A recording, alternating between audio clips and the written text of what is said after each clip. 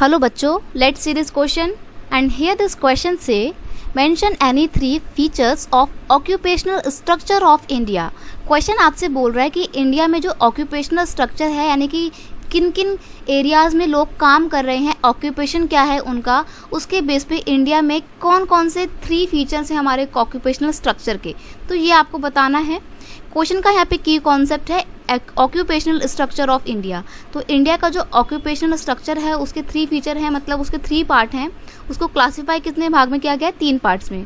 Occupational structure of India is classified into the three major category. Number one, primary sector. तो सबसे पहला sector क्या है हमारा ऑक्यूपेशनल स्ट्रक्चर में? प्राइमरी सेक्टर है या प्राइमरी एक्टिविटी है, जिसमें आपका एग्रीकल्चरल और एग्रीकल्चर बेसिकली आता है, यानी कि खेती बाड़ी का काम जो है वो प्राइमरी एक्टिविटी है, और साथ ही साथ इसमें आपका पशुपालन भी आ जाता है, आप जानवरों को जो पालते हैं वो सब कुछ।